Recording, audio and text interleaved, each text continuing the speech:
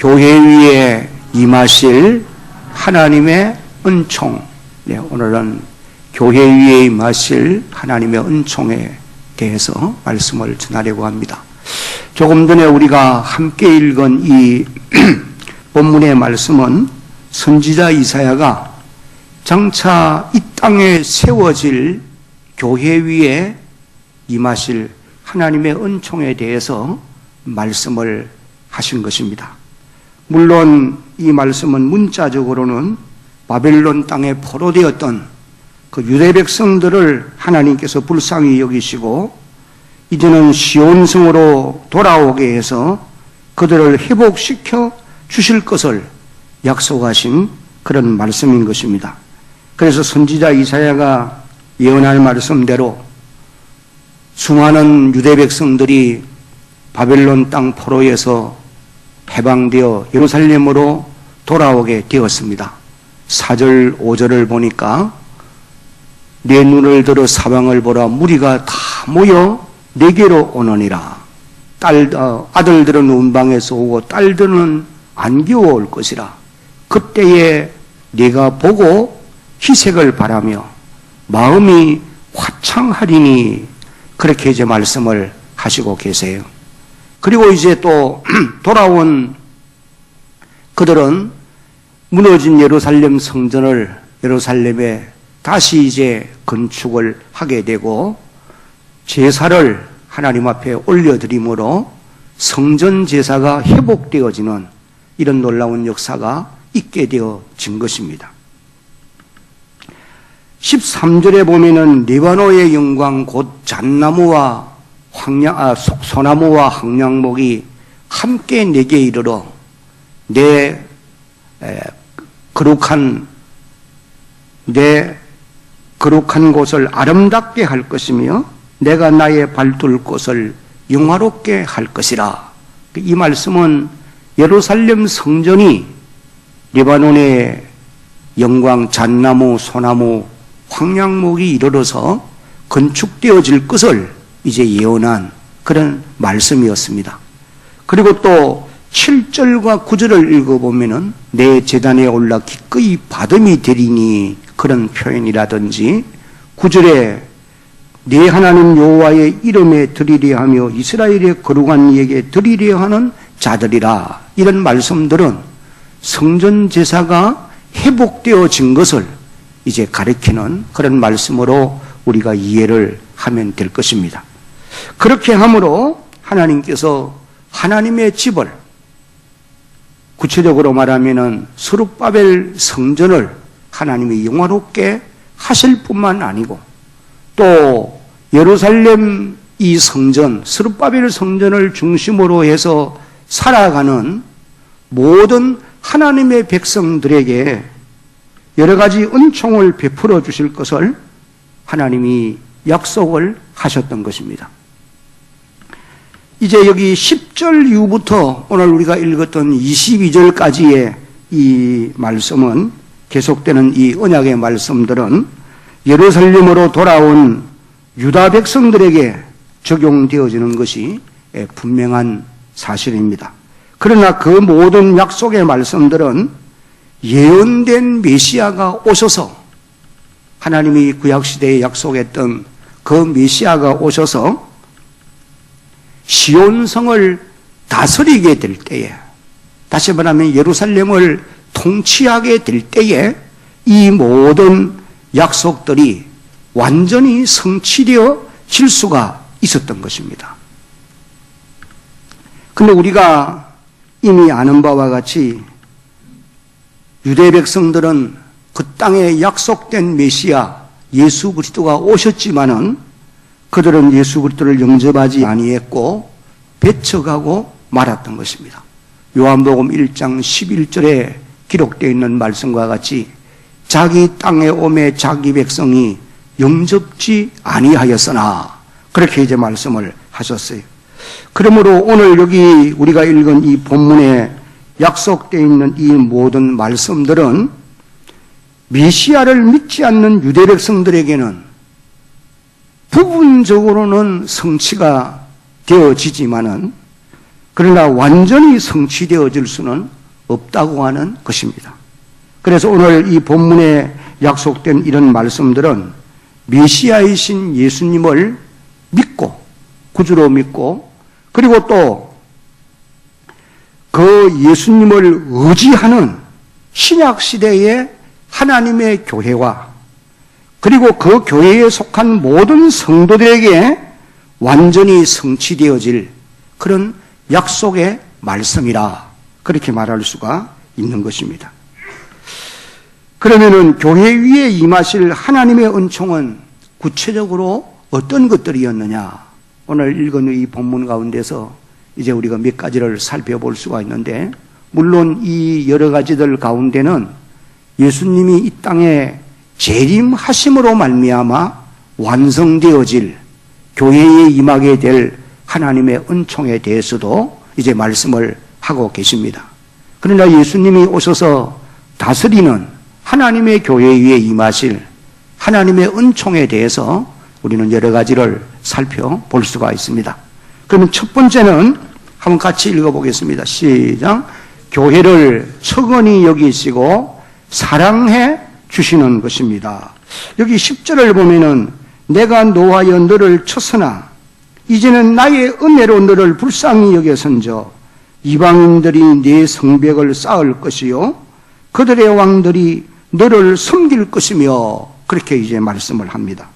여기 너를 불쌍히 여겨선저, 이 불쌍히 여긴다는 말은 다른 말로 사랑한다, 또 혹은 측은히 여긴다, 자비를 베푼다, 그런 이제 의미의 말씀이에요.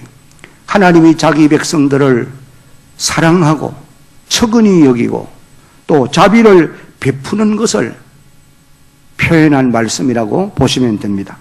하나님은 우리 성도들이 잘못할 때는 반드시 징계도 하시는 분이시다. 이것을 성경이 우리에게 말씀을 하시고 계세요. 이스라엘의 역사를 보면은 하나님이 자기 백성들이 잘못했을 때 이방인들을 들어서 그들을 징계하신 이런 내용들을 우리가 읽어보게 됩니다. 예를 들면은 이스라엘 백성들이 바벨론 땅에 포로되어 갔던 이유가 그들의 범죄함으로 말미암아 하나님이 징계하신 결과라고 말할 수가 있습니다. 오늘 이 시대를 살아가는 우리 성도들도 우리가 하나님 앞에 바로 살지 못할 때는 반드시 징계도 하신다라고 하는 사실이 히브리서 12장 6절로 8절을 보면은 이렇게 기록되어 있어요. 주께서 그 사랑하시는 자를 징계하시고 그가 받아들이시는 아들마다 채찍질 하심이라 하였으니, 7절을 같이 읽습니다. 너희가 참음은 징계를 받기 위함이라 하나님이 아들과 같이 너희를 대우하시나니 어찌 아버지가 징계하지 않는 아들이 있으리요. 8절도요. 징계는 다 받는 것이거늘 너희에게 없으면 사생자여 친아들이 아니니라. 하나님은 사랑하는 자녀들이 범죄하고 하나님을 떠나 거역할 때에 바로 세우기 위해서 반드시 징계를 하시는 그런 하나님이시다. 이것을 우리가 기억을 언제나 해야 합니다. 그러나 우리가 회개하면 하나님은 불쌍히 여기시고 용서해 주시고 사랑해 주시는 그런 분이시기도 한 것입니다.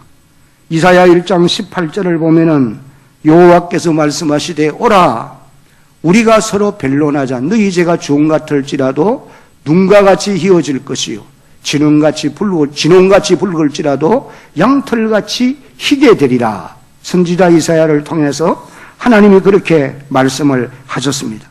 요한일서 1장 9절 같이 한번 읽겠습니다.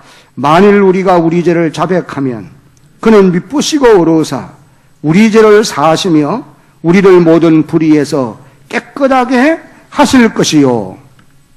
사랑하는 성도 여러분, 하나님께서 비록 유대 백성들이 범죄하였지만 그들이 회개함으로 불쌍히 여겨서 회복시켜 주셨던 것처럼 오늘 우리 대한교회와 교회에 속한 모든 성도들도 비록 죄인들이기는 하지만은 여러분들이 회개하면 하나님께서 불쌍히 여기시고 또 도우시고 보호해 주시는 이런 은총을 베풀어 주시는 것입니다.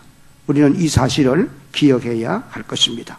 그 다음에 이제 두 번째 교회에 임하실 하나님의 은총은 열린 문에 복을 주시는 것입니다. 여기 11절을 보면은 그렇게 기록했습니다. 네 성문이 항상 열려 주야로 닫히지 아니하리니 이는 사람들이 네게로 이방 나라들의 재물을 가져오며 그들의 왕들을 포로로 이끌어 옴이라.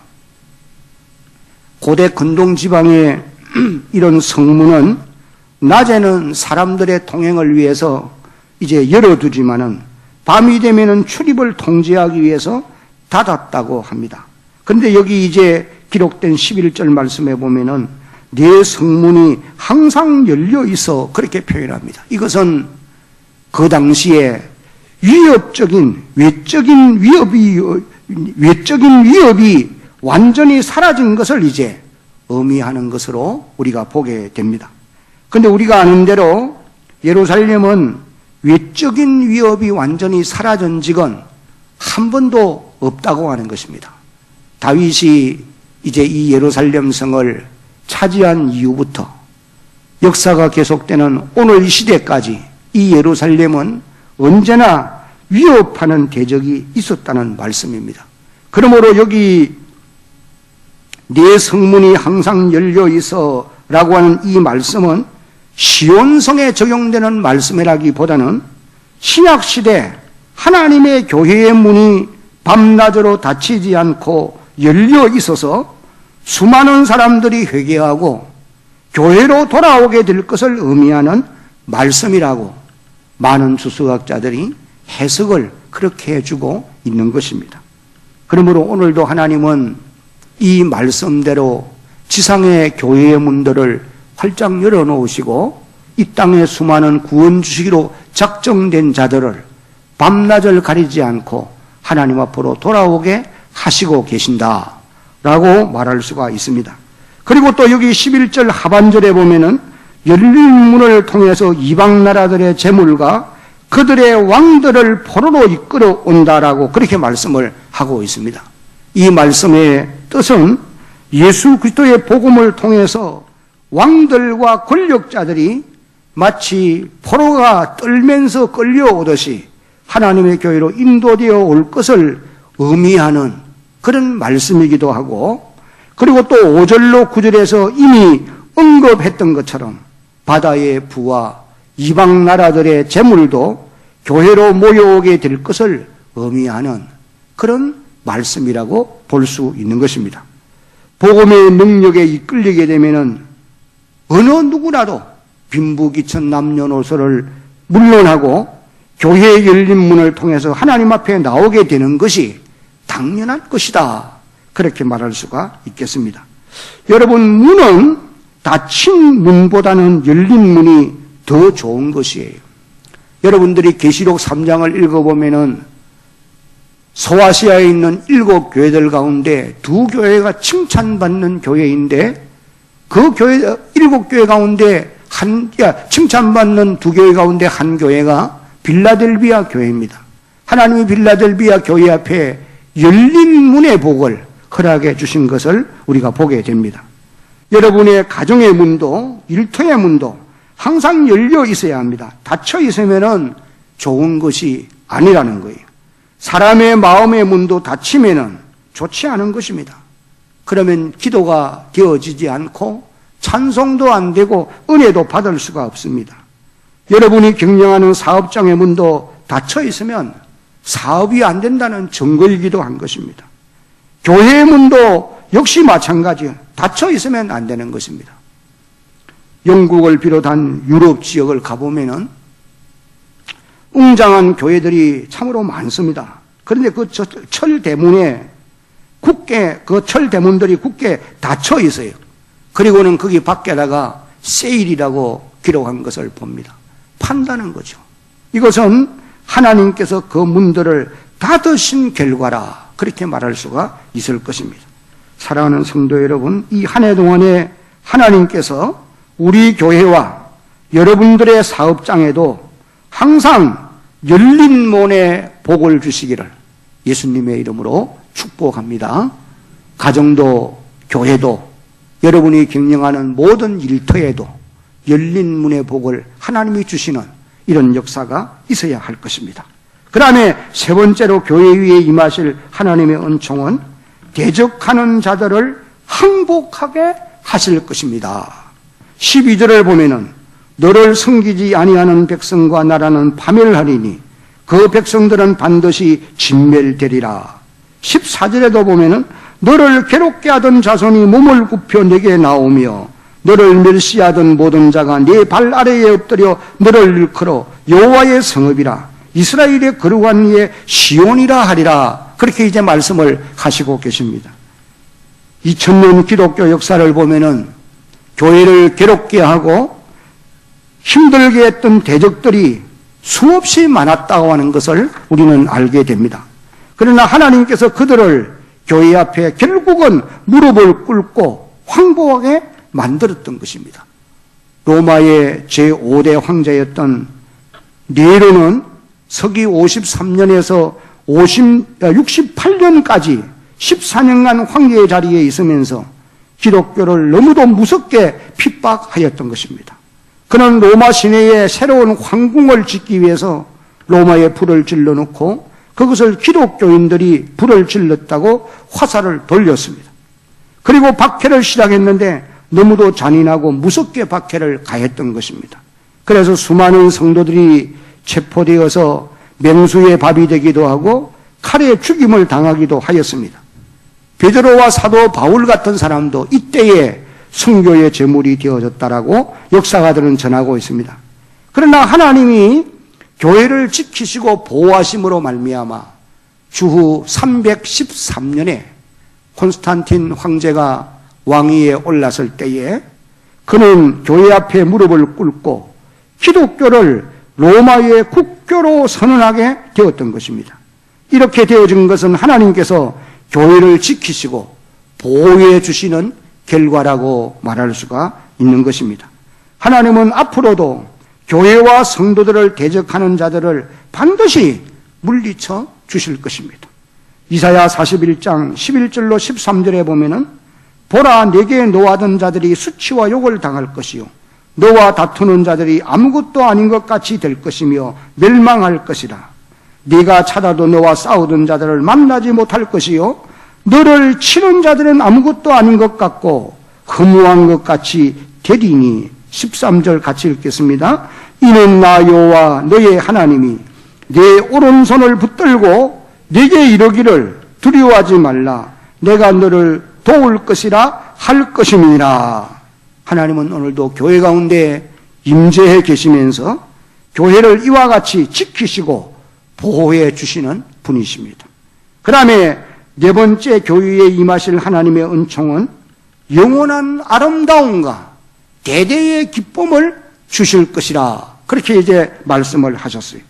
15절을 보면은 전에는 내가 버림을 당하며 미움을 당하였으므로 내게로 가는 자가 없었으나 이제는 내가 너를 영원한 아름다움과 대대의 기쁨이 되게 하리니. 그렇게 약속을 하시고 계십니다. 여기 15절 하반절에 너를, 이 말은 교회를, 오늘 우리 성도를 그런 의미로 우리가 해석을 하면 되겠고, 영원한 아름다움과 대대의 기쁨이 되게 하리니. 여기 아름다움이라고 하는 표현은 높이 올라가는 모습을 이제 의미하는 말씀인데, 높은 위엄 또 혹은 탁월함을 의미하는 말씀으로 보시면 됩니다. 그리고 대대의 기쁨이 되게 하겠다. 이 말은 끊어지지 않는 기쁨을 의미하는 말씀이에요. 그러므로 이 말씀은 하나님께서 교회를 존귀하게 만들어 주시고 대대로 기쁨이 끊어지지 않도록 하시겠다고 하는 그런 약속의 말씀인 것입니다. 하나님이 하나님의 교회를 존귀하게 만들어주고 하나님의 교회 안에 기쁨이 대대로 끊어지지 아니하도록 만들어 주실 것이다. 이것을 이제 약속하는 말씀이에요. 여러분, 이런 역사는 신약시대에 성령님이 오셔서 역사하심으로 성취되어질 약속드린 것입니다.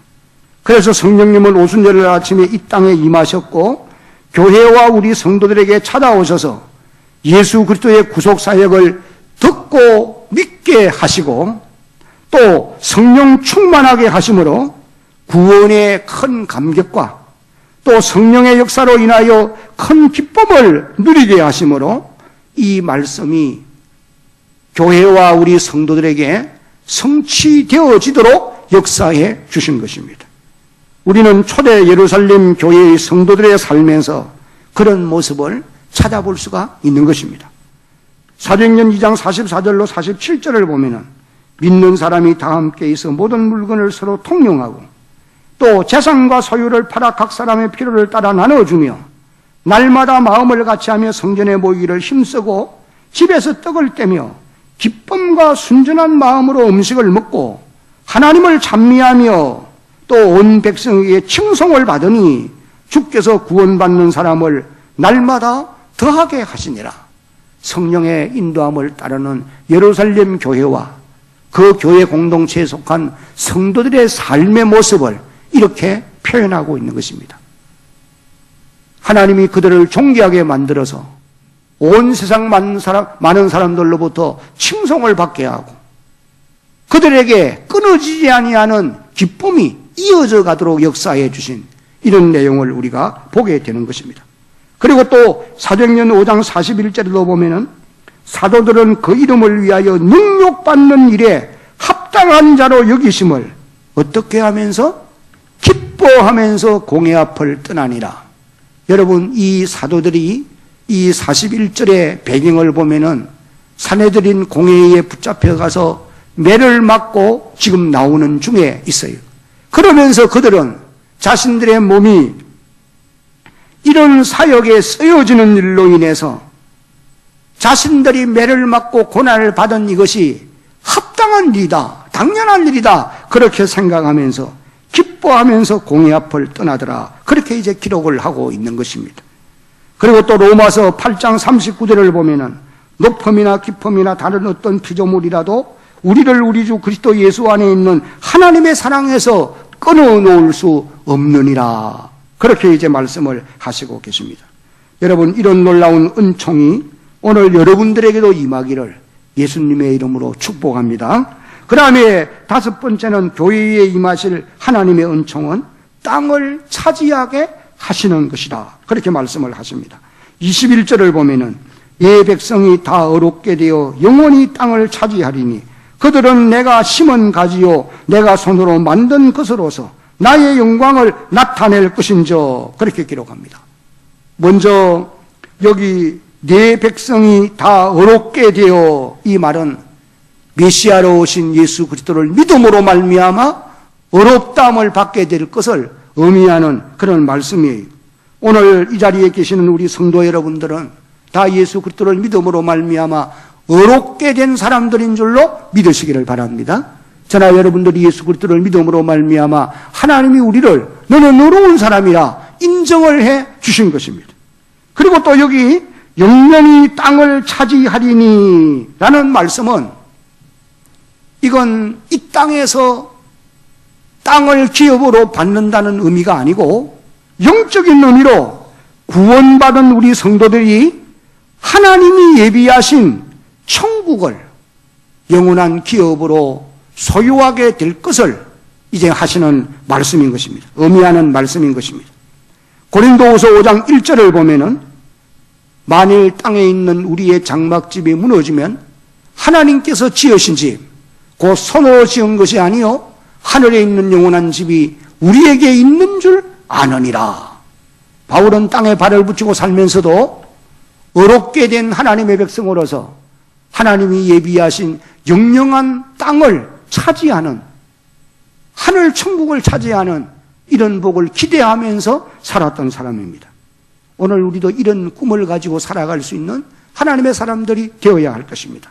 그런데 여러분, 시편 37편을 읽어보면은 의인이 이 세상에서도 땅을 기업으로 소유하게 될 것을 약속하고 있는 말씀을 보게 되어지는 것입니다. 물론 믿음으로 사는 의인들이 다 하나같이 땅에서 땅을 기업으로 받는 것은 결코 아니에요. 그러나 시편 37편 25절과 26절을 읽어보면 이렇게 기록합니다. 같이 한번 읽겠습니다. 내가 어려서부터 늙기까지 의인이 버림을 당하거나 그의 자손이 글씨감을 보지 못하였도다. 26절 그는 종일토록 은혜를 베풀고 꾸어주니 그의 자손이 복을 받는도다. 시편 37편 29절 말씀도 읽어봅니다. 시작. 의인이 땅을 차지하며 거기서 영원히 살리로다. 여러분들이 역대상 4장 말씀에서도 보면은 야베스라고 하는 사람이 하나님 앞에 기도하기를 하나님 내게 복을 주시려거든. 한번 따라합시다. 나의 지행을 넓히시며 하나님 앞에 기도한 내용이 바로 그것입니다. 하나님이 내게 복을 주시려거든 나의 지행이 넓어지도록 도와주십시오. 그랬더니 하나님이 이 야베스의 기도를 들으시고 응답해 주셨다라고 기록을 하고 있습니다. 2019년 한 해 동안에 하나님께서 교회와 우리 성도 여러분들에게도 땅을 기업으로 주시는 역사가 있기를 예수님의 이름으로 축복합니다. 크게 아멘. 1980년도에 이 대한교회가 시작할 때는 땅 한 평이 없었습니다. 그러나 오늘 현재는 이 땅과 그리고 이런 건물을 하나님이 우리에게 주신 것이에요. 이것은 하나님이 약속하신 말씀대로 땅을 기업으로 우리들에게도 주신 결과라 그렇게 말할 수가 있는 것입니다. 앞으로도 하나님께서는 땅을 기업으로 교회와 여러분들에게도 주실 것을 믿고 주시는 그 소유를 가지고 주의 영광을 드러내며 살아갈 수 있는 그런 하나님의 사람들이 되어지기를 다시 한번 주님의 이름으로 축복합니다. 이제 마지막으로 교회 위에 임하실 하나님의 은총은 다 같이 이제 한번 같이 읽겠습니다. 시작. 교회를 부흥케 해 주실 것입니다. 22절입니다. 그 작은 자가 천명을 이루겠고 그 약한 자가 강국을 이룰 것이라. 때가 되면 나 여호와가 속히 이루리라. 여러분 이 말씀은 하나님의 나라 즉 교회의 부흥을 예언한 그런 말씀인 것입니다. 하나님의 교회는 비록 작은 숫자와 연약한 자들로 시작이 되지만은 결국은 많은 숫자가 되어지게 되어 있고 매우 강력한 나라가 되어진다고 하는 것입니다. 그렇습니다. 교회는 처음에 아주 미미하게 출발을 하지만 결국은 전 세계에 퍼져서 그 수에 있어서나 세력에 있어서도 놀랍도록 부흥하게 되어지는 것입니다. 여러분 이것이 하나님이 하나님의 교회 위에 임하게 하실 하나님의 은총이라고 말할 수 있는 것입니다. 여러분들이 마태복음 13장을 읽어보면은 예수님께서 겨자씨 비유를 말씀하시고 누룩 비유를 말씀하시면서 하나님의 나라와 교회는 아주 미미하게 시작을 하지만은 나중에는 큰 부흥을 이루게 될 것을 말씀하고 계십니다. 마태복음 13장 31절로 33절까지 또 비유를 들어 이르시되 천국은 하나님 나라는 지상의 교회는 마치 사람이 자기 밭에 갖다 심은 무슨 한 알과 같아요? 겨자씨 한 알 같으니 32절 시작. 이는 모든 씨보다 작은 것이로되 자란 후에는 풀보다 커서 나무가 되매 공중의 새들이 와서 그 가지에 깃들이느니라. 33절 또 비유로 말씀하시되 천국은 마치 여자가 가루 서말 속에 갖다 넣어 전부 부풀게 한 누룩과 같으니라. 그러면 여러분 어떻게 작은 자가 천명을 이루고 약한 자가 강국을 이룰 수가 있느냐? 이건 사람의 힘으로는 불가능한 것입니다. 그러나 하나님이 함께 하시면은 능히 이룰 수 있는 일들인 것을 성경은 우리에게 말씀해 주고 있어요. 우리가 사도행전을 읽어보면은 성령으로 충만했던 사도들이 바로 그런 역사를 이루었던 것을 보게 됩니다. 우리가 아는 사도 베드로는 아주 약하고 작은 사람이었습니다. 그는 갈릴리 바다에서 고기 잡던 어부였습니다. 실수도 많이 한 사람이고 겁도 많은 사람입니다. 그런데 이 베드로가 성령 충만했을 때에 한 번 나가 외치면은 3,000명이 돌아오고, 또 한 번 나가서 그리스도 예수의 복음을 전파하면 5,000명이 돌아오는, 그래서 수많은 사람들이 주께로 돌아오는, 그리고 또 그가 전가하는 말씀과 함께 기적과 표적이 따르는 이런 놀라운 역사가 일어난 것입니다. 그래서 작은 자가 1,000명을 이루었고 약한 자가 강국을 이루는 이 말씀이 이런 사도들을 통해서 성취되어졌다라고 말할 수가 있다는 것입니다. 사랑하는 성도 여러분, 이 한 해 동안에 하나님께서 작은 저와 여러분들을 사용해 주심으로 1,000명을 이루어 약한 우리를 성령으로 충만하게 해서 영향력을 강하게 나타내는 자들로 만들어 주시는 이런 역사가 있기를 예수님의 이름으로 축복합니다. 이제 말씀을 맺겠습니다. 금년 이 한 해 동안에 오늘 여기 본문에서 약속되어 있는 교회 위에 임하실 하나님의 은총이, 교회 위에 임하실 하나님의 은총이, 물론 이제 예수님이 이 땅에 오심으로 말미암아 또 성취되어질 그런 언약들, 그런 하나님이 약속하시는 이런 은총들이 대양교회와 이 교회를 섬겨가는 여러분 모두에게 임하시기를 예수님의 이름으로 다시 한번 축복합니다.